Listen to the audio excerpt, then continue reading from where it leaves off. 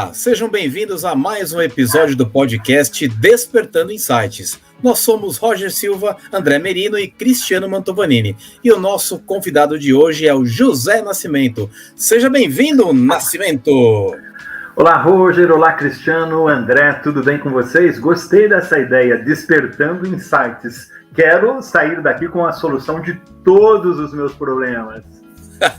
Antes fosse assim, né, José? A gente cria os insights para ver se a gente cutuca as pessoas, provoca reações nas pessoas, né? E então quero aproveitar, se apresenta para os nossos ouvintes, conta um pouco da história do José Nascimento.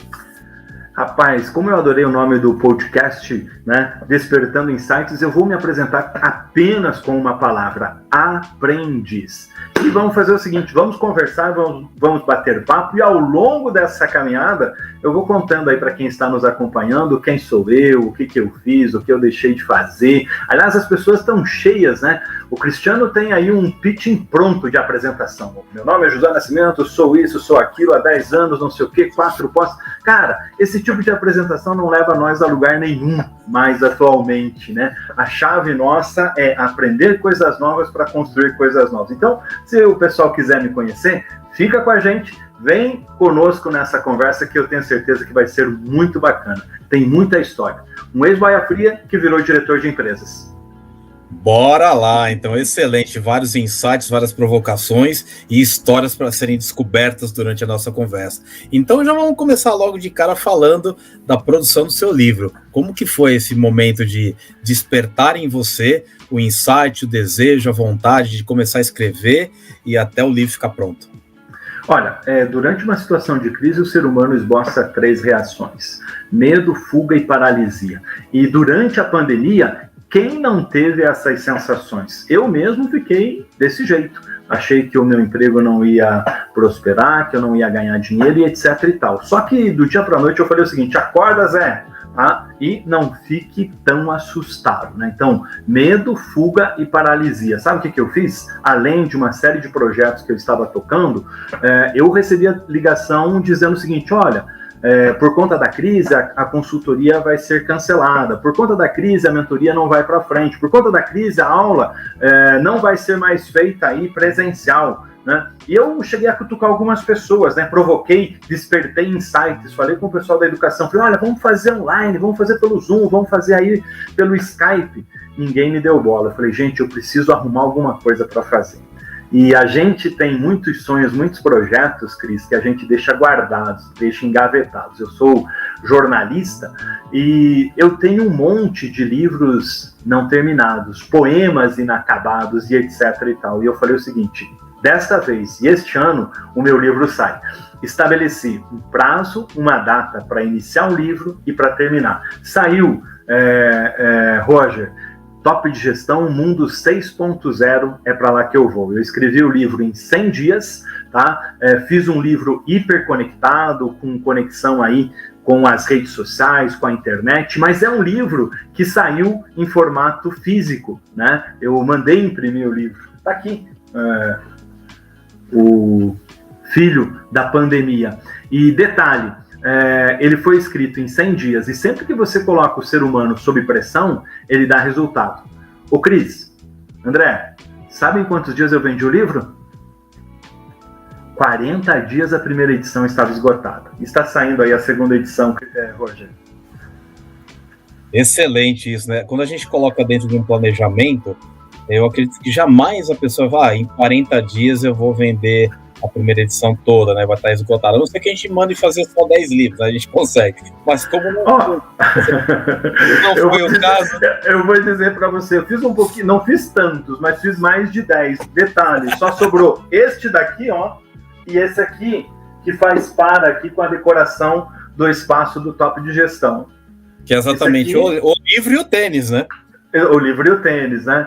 Que também, aqui tudo tem história, viu, meu amigo? E é justamente isso que eu ia perguntar. O porquê do tênis na capa? Cara, sabe o que acontece? Nada se cria, nada se desenvolve. Quase tudo a gente melhora, copia, né? A gente tem falado muito em inovação radical e é sensacional, disrupção. Eu adoro. né? É bacana a gente pensar em Elon Musk, que está no livro, é bacana a gente pensar em Steve Jobs, enfim, todo esse povo aí que faz a nossa cabeça, né, na inovação disruptiva. Mas tem uma coisa que é a inovação incremental, que não é a radical, é a inovação de melhoria, quando a gente melhora um produto. E é muito legal a gente observar que alguns produtos estão na cabeça do consumidor e fazem sucesso por um longo tempo. Olha só, você vai no shopping e vê Melissa, você vai no shopping e vê loja da Febo, você vai no shopping e vê loja do All Star. E qual é o segredo do All Star, por exemplo? É simples, barato, funcional, agrada o público e sempre está na moda. Foi lançado lá atrás e agora voltou como retrô. Era vendido provavelmente a preço do século passado a R$60. Hoje você vai em shopping e os caras pedem 250 mango, isso mesmo, né, por um tênis All Star. E quando eu era jovem, lá em Barbacena, ou melhor, em Fernandes Pinheiro, sul do Paraná, eu trabalhava na roça. E no final do ano, nas férias, eu ia arrancar feijão na roça. E com o dinheiro que eu ganhava, eu comprava umas calça jeans, uns tênis All Star, é isso mesmo, viu, Cris? E comprava o material que eu ia usar durante o ano. Então o All Star faz parte da minha história, da minha vida. Mas mais do que isso, ele significa um termo que eu uso e trago muito dentro do meu livro: reinvenção. Precisamos nos reinventar. Com simplicidade. Meu amigo, sensacional. Primeiramente, é um prazer ter você aqui, cara. Muito obrigado por sua presença. Você é uma pessoa que a gente se conhece há pouco tempo, mas eu já tenho uma admiração imensa. Cara, uma dúvida. A gente fala muito, né? Desde 2019, fala-se muito do mundo, né, 4.0. Por que 6.0 e não 5.0? E por que, seu André, 7.0?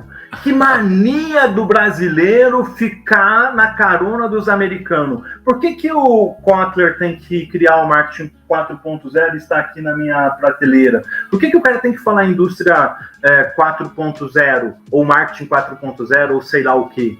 Eu criei o meu. Por que não? Mundo 6.0. Esse é o meu mundo. Eu criei. Vem comigo. Você que está curioso, não perde por esperar. É um livro conversado, dialogado. A chave desse livro, o Cris falou o seguinte, que não gosta de lançamento de livro, não gosta de livro escrito por cara que não é famoso e etc e tal, que os livros que ele ganha desse tipo viram estacionamento do cachorrinho que ele tem, vira pilha para colocar o computador em cima. Mas é o seguinte, top de gestão, eu estou sendo pretencioso, mas ele é uma conversa, ele é um diálogo. Eu não tenho a pretensão, essa é a palavra, que ele seja um best-seller ou que seja um mega livro teórico. Ele é um livro de crônicas, de coisas que eu vi e vivi ao longo da minha vida, da minha carreira profissional e vi neste tempo. Por isso que tem esse enigma. O que é o mundo 6.0? A grande questão, a grande chave aí, André, é deixar essa provocação. O que é esse negócio de mundo 6.0? Então, leia os 17 capítulos do Mundo 6.0. Você lê muito rapidamente. Um leitor voraz consome o livro num final de semana. Tem prefácio do Marçal Siqueira, tem o prefácio do Marcelo Nóbrega, tem artigos especiais da Patrícia Abdala, que é uma executiva de primeira linha, tem artigo da Cris Alessi, que é uma mulher que comanda o Vale do Pinhão, o maior centro de inovação aqui do Paraná, né? Tem cases especiais do Ebanks, o primeiro unicórnio do sul do Brasil, da Becred, que foi vendida agora recentemente para uma grande fintech, do James, que foi comprado pelo Pão de Açúcar, e todos esses cases hiperconectados. Você vai lá com o teu celular, Cris, e mira, e vê uma conversa que eu faço com essas pessoas. Eu sempre digo que Deus é tudo para mim e Ele cuida de mim, né? Do Alphonse Voigt, CEO, fundador do Ebanks, ao Mário Gazin, passando pelo rapaz do pastel de feira e do cachorro quente, todo mundo já passou pelo projeto do Top de Gestão, né? E no livro eu trago histórias grandes. Falo do Elon Musk, falo do Jobs, como eu citei, falo da Luiz Helena, falo dos paranaenses e dos brasileiros que estão fazendo sucesso nas startups e que estão bombando, né? Da GTI Digital, do Condor Connect, tá? Mas falo também de pequenos empreendedores que têm feito a diferença. Falo do Alex, falo do Vanderlei, falo da Nilceia. Gente que resistiu e que não foi atropelado pela pandemia. Muito pelo contrário. Passou dor, apanhou e sofreu, mas enfrentou a pandemia. Só para dar um exemplo, a loja do Alex, que era a lojinha dos sonhos, do pequeno empreendedor, do celular, da capinha, do conserto do aparelho, a pandemia levou. E ele ficou com a dívida do aluguel, dos colaboradores. O que o Alex fez? Transformou a motocicleta dele, transformou o smartphone, o Instagram, na sua nova empresa e no seu novo negócio. Sabe o que aconteceu com o Alex? Está ganhando mais dinheiro do que anteriormente. É essa a vontade, é esse o desejo de Mundo 6.0, de ser um livro que provoque, que inspire, né? Que mostre que a gente precisa apenas resistir esse momento que a gente está passando, que é um momento difícil, né? A pandemia mata, a Covid não é brincadeira, por isso a gente tem que usar máscara, álcool gel, se proteger, vacina sim, né? Que ela vai deixar a nossa economia em frangalhos, é verdade. Mas tem muita gente que em meio à crise vai se reinventar e vai sair lá na frente e dizer o seguinte: nossa vida, se não fosse essa crise, eu não seria um empresário de sucesso. Show de bola, o Nascimento. E eu te fiz essa provocação do nome do livro, porque você fala muito de disrupção e o próprio nome do livro já é uma ruptura, né? E eu vejo que muitas pessoas, você falou de modinha, né? É muito comum você ver algumas pessoas agora entrando numa moda de escrever livro e colocar palavrões, né? Ou palavras que chamem atenção, seja foda, seja isso, né? Dane-se, para não falar a palavra correta. Cara, e isso daí nada mais é, na minha opinião, né, na minha humilde opinião, para chamar atenção. Agora vamos trabalhar o conteúdo, cara. O conteúdo é justamente isso. O que eu vou ler que vai fazer com que eu tenha insights e pensamentos diferentes que me façam ter comportamentos assertivos e diferentes. Quando a gente criou esse podcast, o Despertando Insights, né, ele surgiu de um insight. A gente estava fazendo lives.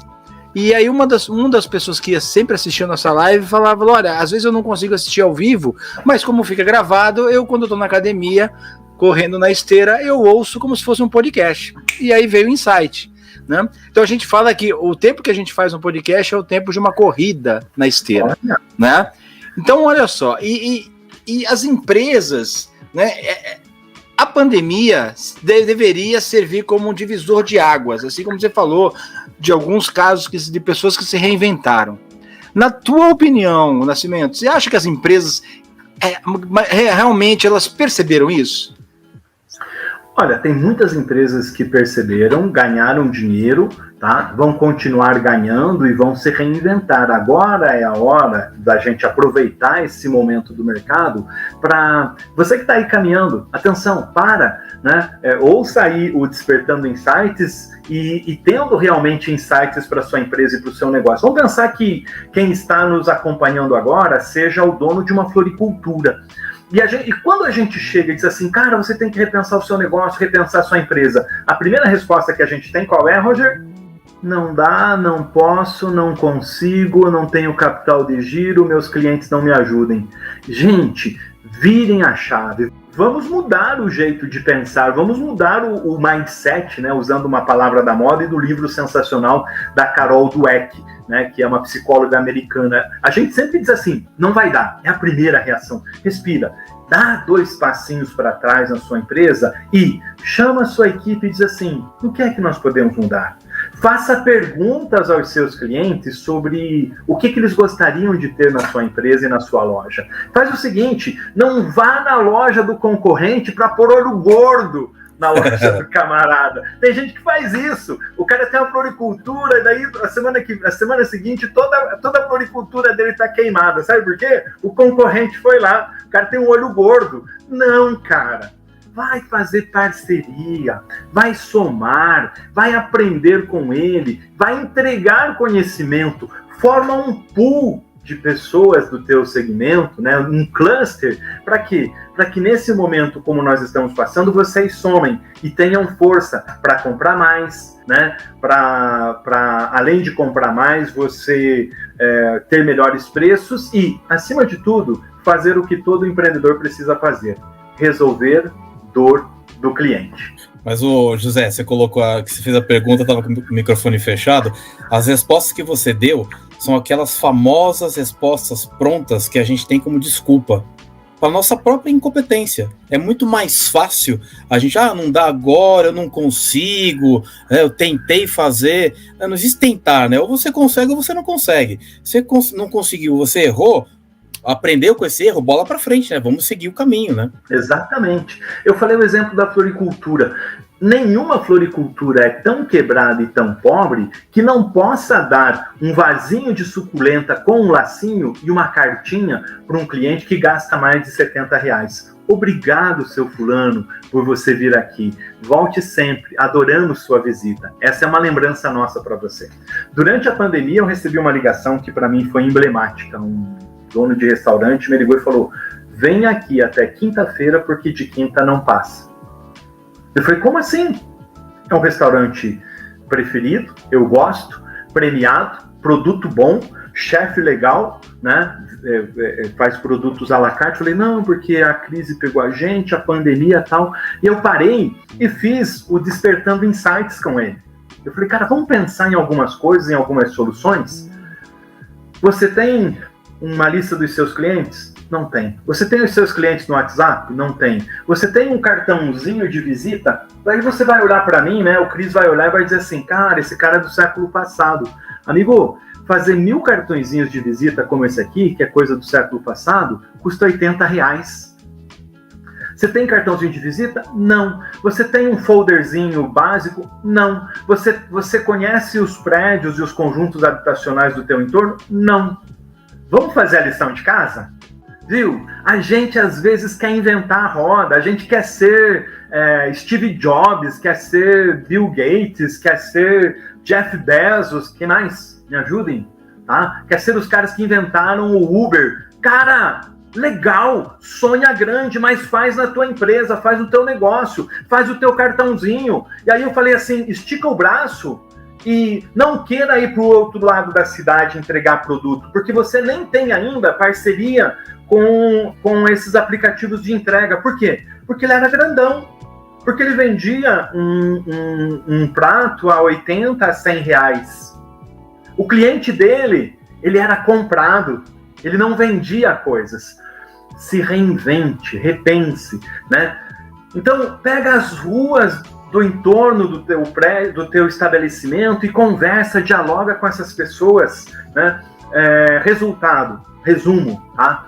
Das 10 ações, eu acho que ele deve ter aplicado mais 7, 2, 3 semanas depois ele falou o seguinte: olha, a gente passou a fazer marmitex. Ele já não tinha fechado na quinta, André. Agora o cara que estava na cozinha, tá sobrando, o assistente, ele tá indo entregar.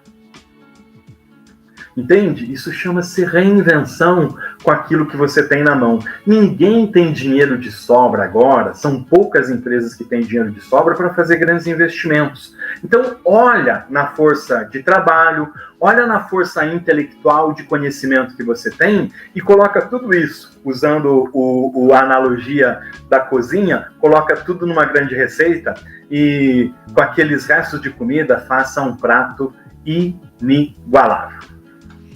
Grande José, esse é um professor, hein? Pelo amor de Deus, cara. Prazer enorme estar aqui com você nesse podcast. Nos conhecemos hoje, né? Mas já posso falar que somos grandes amigos, até já vou para Curitiba para andar de Fusca. A casa é sua. Já somos amigos. Exatamente. Meu, você falou muitas coisas interessantes.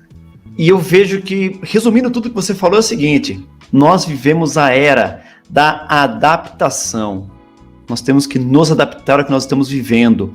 As pessoas querem ter grandes ideias para gerarem grandes inovações e morrem no meio do caminho. Então não é isso. Eu tenho um restaurante gourmet, eu faço pratos gourmets. Qual o problema de eu fazer marmitex? Eu vou dar um passo para trás. Olha a vaidade derrubando empresas. Eu não posso dar um passo para trás porque eu já sou muito grande. Cara, então quebra. Você não vai dar um passo para trás, você vai rolar a escada inteira abaixo. Gostei. Eu li uma reportagem do Abílio Diniz, há um tempo atrás, e ele dizia que a economia não está sendo retomada. Ele dizia que está acontecendo uma grande explosão na economia, que as coisas estão girando e só não está percebendo quem está se lamentando. Claro que alguns setores, sim, tiveram que se reinventar e quem não se reinventou quebrou, fechou as portas. Mas aqueles que conseguiram se manter, aqueles que foram vender marmitex, que deram um passo para trás, que estão vivos, estão aproveitando essa explosão. E ele disse outra coisa muito interessante, que os grandes market centers não estão sendo mais preferência das pessoas. As pessoas estão preferindo mais os pequenos mercados de bairro. E ele é conselheiro do Carrefour, né? Então a pessoa prefere o mercado que está próximo à casa dela. Porque hoje em dia, ela sai de casa a pé, porque não aguenta mais ficar em casa. Então sai para tomar um ar, para ver coisa diferente. E olha que grande oportunidade para os pequenos lojistas, para os pequenos comerciantes. Eles ficam pensando nos shoppings. Né? Criar experiência. Exatamente, cara. O cliente está indo lá, então o que eu vou fazer para agradar o meu cliente? Vou dar uma suculenta em cada compra de R$70? Vou. Mas eu vejo muito que o problema parte na liderança, que eu sei que é um assunto que você adora. Nós ainda temos muitos líderes conservadores. E esses líderes impedem que as empresas cresçam ou que as empresas dêem um passo para trás para impulsionar. Elas impedem, por exemplo, esses líderes conservadores impedem, por exemplo, um liderado de dar uma sugestão. Porque afinal você é só um liderado, eu sou o líder. Como que você pode me dar uma sugestão de inovação? Eu tenho que pensar essa inovação. E isso acaba também atrasando muitas empresas. Como você vê esse cenário de liderança conservadora e necessidade extrema de disrupção e inovação? Sensacional, obrigado pela pergunta, né? Um assunto que realmente eu amo e eu adoro. Quero deixar 2 dicas para vocês. Você falou da questão da fala do Abílio Diniz. Aqui no meu bairro eu tenho o Mercadinho Toso.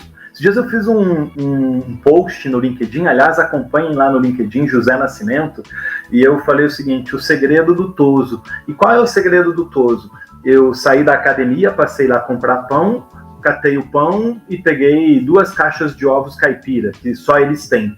Eu fui pagar e eu não tinha o dinheiro para pagar, eu tinha R$5 para pagar o pão, faltavam R$20 para pagar, deixar as caixas de ovo. Eu falei, moça, vou deixar aqui, outra hora eu volto aqui pegar. Daí eu estava saindo, já estava no meio do caminho, ela falou, moço, para aí, você passa aqui todo dia, não vai tomar café da manhã sem o ovinho frito. Entende? Isso chama-se simplicidade da experiência do cliente. É a mesma história da suculenta, né? Então tá lá esse post no LinkedIn do José Nascimento. E você falou sobre o momento que nós vivemos, fazendo uma análise da economia. Este, a meu ver, eu gravei um vídeo muito abusado lá no YouTube do Top de Gestão. Quem quiser acompanhe lá, YouTube Top de Gestão. Sabe o tema desse vídeo, Roger, André e Cristiano? 2021, o melhor Natal de todos os tempos. Sabe por quê? Porque nós estamos com uma economia represada. É verdade, a crise econômica é grande, a pobreza aumentou, o número de demissões aumentou e nós vamos ter, infelizmente, aumento da criminalidade. O meu olhar é muito crítico, é muito forte em cima disso. Só que tem uma série de pessoas que não perderam o emprego, tem uma riqueza, tem um dinheiro que está na economia e esse dinheiro não foi gasto em viagem, não foi gasto em roupa, não foi gasto, enfim, em N setores. Então, setor como embalagem, setor como etiqueta, papel, já aumentou a procura. Tenho conversado com executivos dessas áreas, porque eu dou aula em pós-graduações, e nas pós eu converso com executivos de várias empresas, e eu já detectei isso. Né? Recente, falando com 2 pessoas de grandes empresas, uma delas fabricante de caminhões, ele falou, Nascimento, temos encomenda, temos pedido, mas não temos produto para entregar, porque a gente está sofrendo a falta de peças. Né? Um outro segmento, que é de refrigeração, eles já fecharam o ano de 2021 com as suas vendas. Então tem um dinheiro represado na economia. E esse dinheiro vai para onde? vai voltar para a compra de confecções, eletrônicos, automóveis, reforma da casa, né? O setor de construção civil cresceu durante a pandemia. Cresceu. Eu citei nesse vídeo que eu fiz, aqui perto da minha casa, eu moro em Curitiba, no bairro do AU. Eu contei esses dias pelo menos 7 prédios de altíssimo padrão sendo construídos. O que é isso? É o empreendedor, é o empresário que vê lá na frente que está se antecipando, criando soluções. Agora, para que a gente tenha essa reinvenção, para que a gente tenha esse mundo 6.0, para que a gente tenha uma empresa inovadora, criativa, para que a gente tenha uma empresa aconchegante para os colaboradores, nós precisamos, sabe do quê? De um líder 6.0. Quem é esse líder 6.0? É um cara que detém informação, que tem conhecimento, né, que conhece o mercado, que conhece o negócio. Não precisa ser um mega especialista, mas precisa entender também da alma das pessoas, da alma do consumidor. Pode ver, os grandes empreendedores de sucesso que a gente fala tanto e que eles nos inspiram, são pessoas que estudam profundamente a alma e o coração das pessoas, que conhecem o seu consumidor a fundo, né? Então, nós temos hoje, a meu ver, um apagão e um blackout de liderança. Tomara que com o safanão, tomara que com o atropelão que a gente levou da pandemia, a gente faça com que muitas das nossas lideranças que querem ser capa de revista, que querem ser aplaudidas, um grande líder não quer ser aplaudido. Um grande líder quer que o seu time seja aplaudido. Ele é um coadjuvante, ele é um animador, ele é um estimulador, ele é um provocador das pessoas, né? A gente precisa e sonha que a gente tenha grandes líderes pós-pandemia. Excelente! Cara, você falou coisas perfeitas agora a respeito de liderança. E é isso mesmo, um líder, eu vejo que ele é como um maestro. Ele não toca nenhum instrumento. Ele só fica lá na frente, regendo para que todos os instrumentos entrem no momento exato e sigam o tempo, o andamento da música corretamente.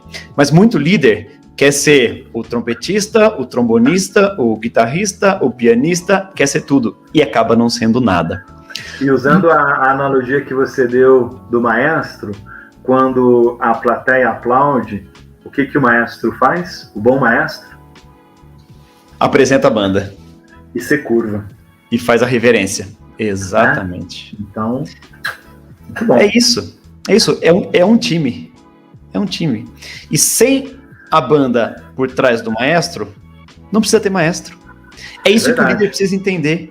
Sem uma excelente equipe, aliás, sem uma equipe, o líder não existe. Sem uma excelente equipe, o líder nunca vai ser bom.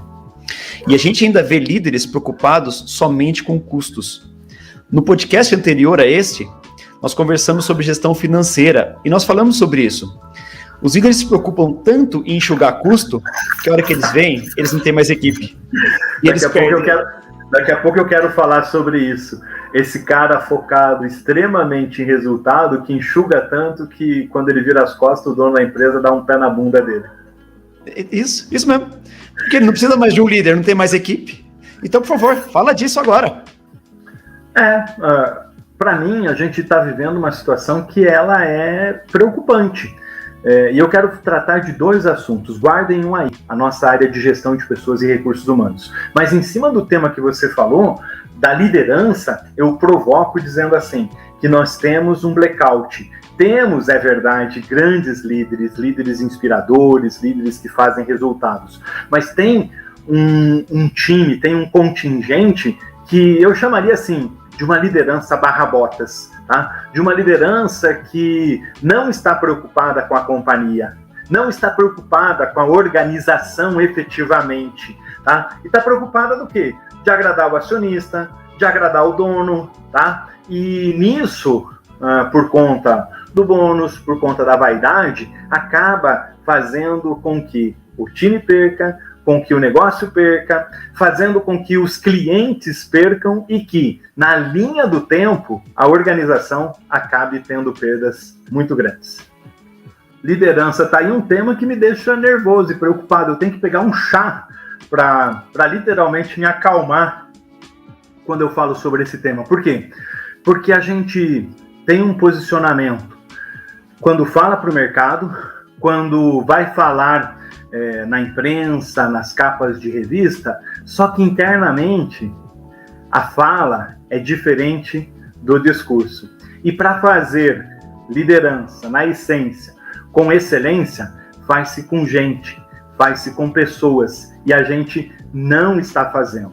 Tem gente querendo fazer liderança exponencial, copiando os grandes. Não, comece pequenininho, transformando de pequeno. É isso aí, exatamente. Vou contar um case que a gente viveu, que a gente tem vivido, né? A gente tem entrado em contato com algumas empresas para vender os serviços de palestra, treinamentos que a gente realiza. E uma resposta tem sido muito comum, que é a seguinte: nós vamos esperar a pandemia acabar para voltar a investir nas pessoas, para voltar a investir em palestras e treinamentos. Olha isso, as pessoas estão esperando o mercado reaquecer para se prepararem para o aquecimento do mercado. Isso não faz sentido algum.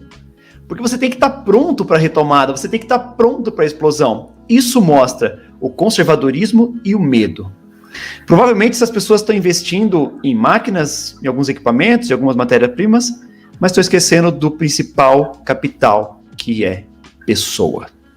Existem dois grandes ativos dentro das companhias: os clientes e os colaboradores. E os colaboradores são pessoas, é gente. Né? E voltando ao tema liderança, como é que o líder tem tratado os seus liderados? Como é que ele tem chamado esse contingente que está fazendo a empresa acontecer nesse momento de crise para que o time esteja do lado dele, né? Sun Tzu, no Arte da Guerra, dá lições super importantes, né? De como você deve tratar o seu time. E o problema é que em muitas empresas os líderes ainda utilizam a rédea curta, utilizam o chicote e o velho ditado: manda quem pode e obedece quem tem juízo. Eu tenho um recado para essas pessoas: se você tem uma empresa nessa linha, se prepare, porque a sua empresa está com os dias contados. E você que está nos acompanhando aí no podcast Despertando Insights, vá pensando no que você pode melhorar no seu estilo de liderança, sendo empreendedor, dono de um negócio, ou colaborador de uma empresa, gestor de uma equipe. Sempre, todo dia, toda hora, nós temos sempre alguma coisa a ser melhorada no quesito liderança. Fantástico isso, Nascimento. E eu vou aproveitar um gancho do Cristiano, que ele comentou sobre o Abílio Diniz, e vou jogar uma provocação aqui para a gente chacoalhar um pouco mais essa conversa aqui, porque já está excelente.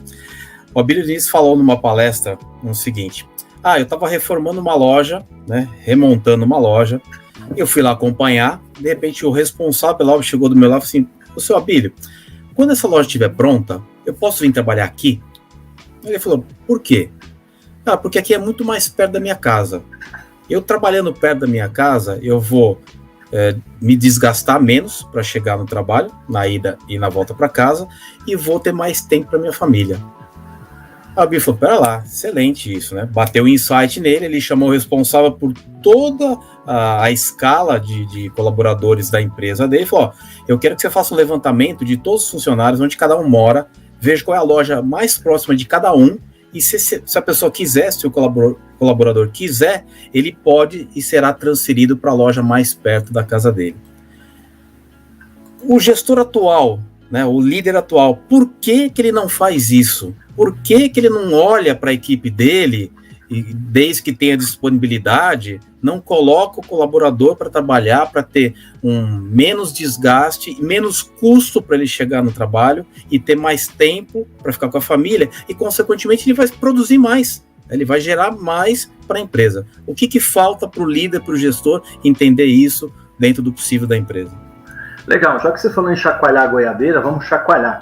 O Abílio Diniz é um dos grandes empresários, um dos grandes empreendedores do país. Pegou a empresa do pai dele fracassada, não, em dificuldade, era uma padaria, transformou numa mega história que são os supermercados aí, Pão de Açúcar, que depois foi vendido para o Cassinó, Carrefour, e tem uma história magnífica. Mas ele também não é nenhum grande exemplo e modelo de liderança, a despeito de ser devoto de Santa Rita de Cássia e rezar todo dia, né? Um pouco dessas histórias está num livro dele chamado Novos Caminhos. Ele tinha um livro antigo, que era ele empreendedor, empresarião, vaidoso, e agora que ele está aí por perto dos 80 anos, ele reescreveu esse livro. Vale a pena vocês acompanharem, né? Em tudo a gente aprende. Sabe por quê, Roger, esse eu não vou chamar de líder, esse gerentinho barrabotas, esse gerentinho mequetrefe, chumbrega, não faz isso? Porque ele acha que ele é o rei da cocada preta, porque ele acha que ele tem o rei na barriga, e não tem. Ele só faz isso, sabe por quê? Para mostrar poder, para mostrar mando, tá? E esse é o tipo de gestor que as empresas não precisam. As pessoas sabem porque elas estão numa empresa. Para ganhar o salário, para cumprir a sua missão, para levar o sustento para a sua casa. Então, quando você tem um líder de verdade, sabe o que esse líder faz? Primeiro, ele é um líder inspirador. Ele é um líder educador. Ele é um líder que conhece a empresa e o negócio. Ele é um líder que explica para as pessoas qual é a missão delas naquele negócio. Ele é um líder que estimula as pessoas para que elas entendam o propósito daquilo que elas fazem. Meu amigo, você não está no supermercado apenas para repor frutas. Você está para mais. Você está levando qualidade de vida, você está dando saúde, você está entregando para as pessoas um produto de qualidade. Entenderam? Vocês já viram que a gente vai às vezes em algumas empresas e tudo aquilo é desleixado? Às vezes um negócio bacana, uma empresa legal, mas tudo jogado. Sabe por quê? Porque a empresa não tem liderança na essência, porque ela não tem cultura da excelência. Você vai, às vezes, numa borracharia e tudo tá limpinho, tudo tá organizado, os pneuzinhos velhos estão ali empilhados, as ferramentas estão arrumadinhas. Isso chama-se excelência. E um líder de verdade, ou na Vale do Rio Doce, na Petrobras, na Magalu ou na borracharia, é o cara que vai fazer a diferença. Esse tipo de figura que você citou, esse é o reizinho que acha que manda tudo, que pode tudo. Sabe o que vai acontecer com ele? Ele vai ser o primeiro a ser demitido na empresa. Puxa-saco. Esse é o tipo do puxa-saco. E detalhe, puxa-saco é o seguinte, me faz lembrar quando eu morava no interior, os caminhões tinham um negócio chamado para-barro, ou para-pó, né? E os motoristas gostavam de deixar frase. Numa que eu li quando eu era muito jovem, faz tempo, estava escrito o seguinte: na vida é mais ou menos assim. Quando você estiver subindo, lembre-se de mim, porque um dia você pode estar descendo e eu estarei subindo, né? Então esse tipo de gerentinho fatalmente acaba encontrando um subordinado dele ao longo do caminho. Merecido. Pô, bacana. Quando você falou da questão do repositor de frutas, cara, me lembrou muito uma questão que a gente vê muito na Disney, né? Nós que somos uns estudiosos da Disney, o pessoal da limpeza da Disney, cara, se você chegar neles e perguntarem se eles são responsáveis pela limpeza, eles vão te dizer que não. Eles vão te dizer que eles são responsáveis pela alegria das pessoas através da limpeza que eles executam, né? Que é trabalhar por propósito. E quando você fala que os líderes estimulam muito isso, né? Os bons líderes fazem a equipe acreditar nele, né? E os excelentes líderes fazem a equipe acreditar nela, porque ela é que vai trazer os resultados, né? Eu brinco sempre com os alunos que eu dou aula, que eu falo assim, quando eu trabalhava em indústria, que eu tinha chefe, né? Gerente, líder, eu falava assim, eu rezava todos os dias para que meu líder fosse promovido. Porque se ele fosse promovido é porque a equipe tinha entregue resultado. Levado, né? Ele a um outro patamar. E aí, a chance de uma das pessoas da equipe subir também era muito grande. Um outro ponto que me chamou a atenção, o Nascimento, você falou, é quando você falou dos dois ativos da empresa, né? Os clientes e os colaboradores. E muitas empresas, elas ainda não conseguiram perceber que os colaboradores também são clientes. né? E a excelência no atendimento, né, do cliente externo é consequência do encantamento do cliente interno, né? E muitas empresas ainda não perceberam isso. E muitas pessoas acham que fazem gestão de pessoas. Eu não concordo com isso. A gente faz gestão dos negócios através e por meio de pessoas. Para as pessoas, né? E para as pessoas. E as empresas ainda, cara, elas ainda estão naquela de que as pessoas são simplesmente mais uma peça da engrenagem. Cara, não são mais. As pessoas, elas têm um valor muito maior que isso. Muito bom quando a gente fala com especialistas em pessoas, em comportamento, né? Porque vocês trazem definitivamente esse olhar que é muito importante, né? Como é que a gente vai passar a tratar o colaborador como um ativo importante, né? É ele que faz a transformação. Você imagine, né? Eu estava fazendo uma consultoria esses tempos para uma empresa grande, 600 funcionários. Imagine se cada funcionário, vamos dizer o seguinte, que uma vez por mês esse cara tenha uma ideia de projeto legal para a empresa, de economia, de otimização de produção, de novo produto e novo serviço. Vamos lá, você vai ter 600 sugestões. Vamos fazer um corte. Vamos cortar para 10% e vamos cortar para 1%. São 6 sugestões. Com um grande líder e com esse tipo de corte, com toda certeza, vem dos colaboradores, vem do time, as maiores e as principais soluções das empresas. Tem gente que, e aí nós somos consultores, né? E você vai dizer, tá jogando contra o patrimônio. Nada, eu quero empresas com grandes líderes. Tem gente que gasta tubos. Eu conheço empresa que há 15 anos, todo ano troca o consultor não presta, não dá certo. Sabe por quê? Porque o dono é um louco, é um psicopata. A gente está cheio de psicopata dentro das companhias que acham que vão transformar as suas empresas em Apple, que vão transformar em Google, que vão transformar em Uber, e que não sabem aonde eles estão sentados, que tem um grande negócio, que tem a sorte do divino de ter um patrimônio, de ter um negócio próspero, mas que não conseguem fazer esse negócio crescer. Imagine, a cada 1, 2 anos você trocar consultor. Agora, pensa que você pode ter um líder, veja lá, as empresas, né, que têm líderes inspiradores, são pessoas que soltam a rédea. Primeiro, eles informam as pessoas a obrigação e os entregáveis. Eu tenho convivido muito nas startups, né? E a gente às vezes critica, tem o ping-pong, tem o puff, tem o escorregador, tá? E um dia eu fiz essa pergunta para um desses donos de empresa, daí o cara foi muito simples para mim. Só vem para cá quem entregou a tarefa, quem entregou a sua meta, quem entregou a sua missão. E isso está combinado no nosso contrato de trabalho, Roger. Quando eu entrei numa empresa, ela disse o seguinte, tá aqui a tua descrição de função, tá aqui o seu salário, é uma troca. Daí quando o cara me coloca para levar o pet, para levar a Dolly lá para dentro da empresa, ele está dizendo o seguinte, estou te dando um pouco a mais. Quando ele me dá a mesa de ping-pong, pebolim ou sinuca, ele está dizendo assim, aqui você tem um ambiente. Quando ele proporciona o que o André trouxe, que é a questão da meritocracia, do crescimento do time, da possibilidade de crescer, quando o concorrente chega e diz para mim, viu, eu te dou 20% a mais para você trabalhar aqui. Esse colaborador diz assim, caramba, esse dinheirinho faria a diferença.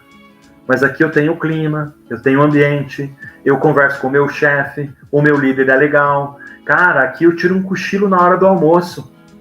E tudo isso acaba se somando, né? Então tem coisas tão simples. E esse líder, sabe o que esse cara faz? E eu tenho visto isso demais nas startups. Eles copiaram isso do Vale do Silício, copiaram do Google, né?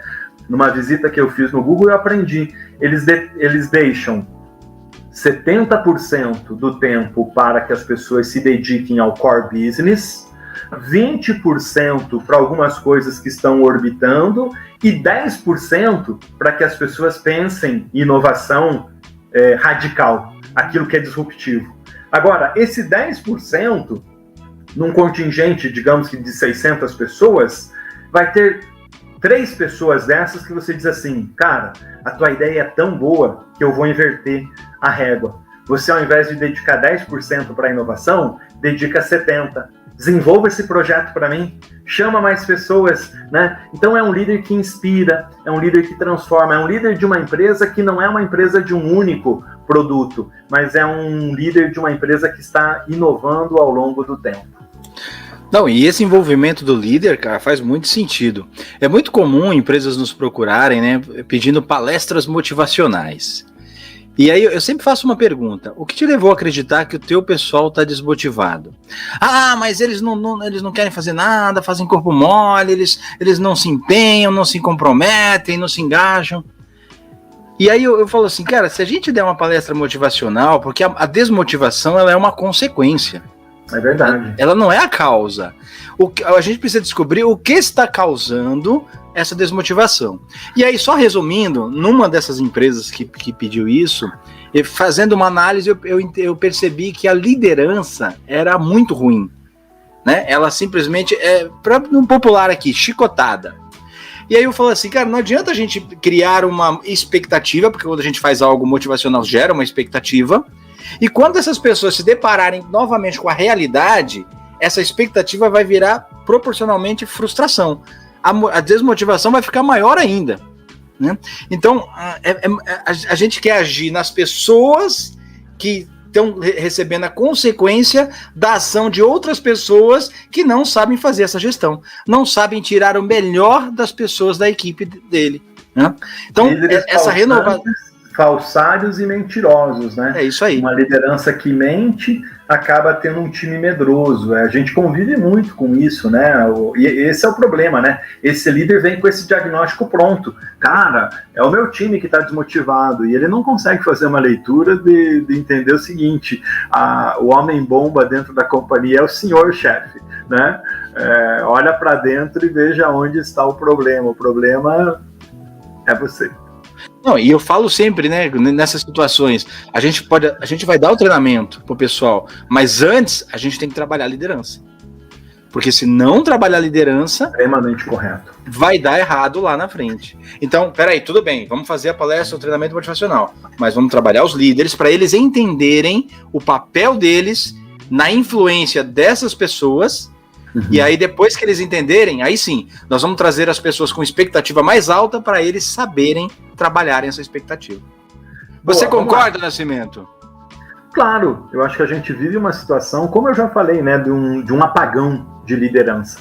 E esse é um detalhe muito importante. Eu quero alertar aqui: empresas precisam de grandes líderes precisam ser bem remunerados, grandes líderes precisam aprender continuamente. É o cara que é o que a gente chama de long life learning. Quer ver um líder disruptivo, o líder que vai levar a empresa a um novo patamar? É o cara que continua aprendendo a vida toda. Não é esse cara que chama só a palestra motivacional, que chama você para fazer um programa completo, para fazer uma avaliação do time, que está aberto para ele, inclusive, ser avaliado e para juntos vocês estabelecerem um programa de conhecimento, de informação transformador para a companhia, que mexa, sim, com comportamento, que mexa com resultado e com produtividade, e que não pense na empresa apenas hoje, mas pense na empresa e na companhia do futuro. Grandes líderes, Roger, Cris, André, são homens que vivem o presente, mas com um olhar lá na frente, com um olhar no que eu chamo de mundo 6.0. Gente, essa aula foi sensacional, magnífica, estupenda, muitos insights, e certamente teremos vários capítulos de podcast aqui com o Zé Nascimento, uma live, vamos conversar sobre isso. E eu queria pedir para você, nas suas considerações finais, na sua mensagem final, que você falasse um pouco para quem tem material, pensa em escrever um livro, para ele criar, né, esse impacto, o que falta, né, para a pessoa tirar o livro da cabeça, botar no papel, na prática, como uma mensagem final, e depois já pode falar aí os seus sua rede social, LinkedIn, fale sobre top de gestão. Vou me apresentar também, né? Esqueci de me apresentar. Fique Legal, à vontade. olha só, eu sempre estimulo as pessoas para que quem sonha, quem tem um projeto de escrever um livro, tire ele da gaveta e coloque no papel. Por quê? As grandes questões que a gente ouve são as seguintes: olha, já escreveram tudo sobre esse assunto. Podem já ter escrito tudo sobre esse assunto, mas você não escreveu sobre esse seu assunto. As pessoas que estão do outro lado querem e precisam te ouvir. Então, vai e faça. Escreve o seu livro, faça artigos no LinkedIn, crie aí a sua rede social, difunda conhecimento e informação. Por quê? Porque o aprendizado é um ativo extremamente importante. Na medida que você compartilha a tua informação, o teu conhecimento, você cria redes, você semeia, mas também você colhe. Olha só o quanto eu aprendi hoje aqui com o Cris, com o Roger, com o André. Por quê? Eu vim para trazer informação e saio com um caminhão de conhecimento. Saio com novos amigos, saio com o meu network fortalecido. Então, faz assim, vai e escreve o seu livro. E se você tiver alguma dúvida, precisar de alguma ajuda, colaboração, dica, né, liga para mim, tá? 99270-1011. Vou repetir. 99270-1011, 041 Curitiba, né? E vocês perguntaram lá no início, o que eu faço, né? Eu sou mentor de líderes, sou consultor empresarial, sou professor de pós-graduação. Durante 25 anos atuei como gerente, diretor de empresas afiliadas da Globo, da Record, na área de marketing, na área de comunicação, na área de jornalismo. Fui também gerente de comunicação e recursos humanos de uma concessionária de rodovias, um projeto super vencedor. A gente deixou essa empresa entre as melhores do Brasil para se trabalhar. Fui diretor comercial e de marketing de um plano de saúde. Então a gente tem uma caminhada. Então eu falo que nas minhas andanças, né, nas palestras, nas consultorias, nas mentorias, a gente faz como vocês, fala daquilo que a gente viu e vivenciou dentro das companhias, né? Constrói a partir da experiência que a gente tem. Então foi uma honra estar aqui com vocês. Quem quiser adquirir o meu livro também pode fazer contato pelo 419-9270-1011, com um detalhe, né? Já vai pegar a segunda edição de Top de Gestão Mundo 6.0, é para lá que eu vou. E a segunda edição sai revisada e ampliada. Eu trago uma conversa muito bacana, muito legal com o Daniel Scandian, que é o CEO e fundador do Madeira Madeira. Ele é o mais novo unicórnio do Brasil, aqui do sul do Brasil, do Paraná, né, curitibana essa empresa. Trago uma conversa com um jovem empreendedor que é o Gustavo Caetano. Eu estive pela primeira vez com o Gustavo Caetano, ele tinha aí 23 anos, ele é dono da Sambatec, é um cara apaixonado pelo empreendedorismo, autor de um livro chamado Pense Simples, e ele defende o seguinte, né, que as grandes transformações residem na simplicidade. E nesse livro eu trago também um artigo muito especial, falar sobre transformação digital na educação. Não significa que o robô vai substituir o professor, mas o professor, a academia, as escolas têm que mudar a cabeça, o jeito de pensar para conseguir sobreviver e ter sucesso nesse novo mundo. Roger, Cristiano, André, muito obrigado pelo convite e até uma próxima oportunidade. Excelente, José. Em nome do Despertar da Excelência, agradecemos a presença aqui do José Nascimento pela sua participação no nosso podcast. E para quem nos ouve, peço que sigam nossas redes sociais. Despertar da Excelência no Instagram, Facebook, LinkedIn e YouTube. Despertando a excelência que há em você. Até a próxima!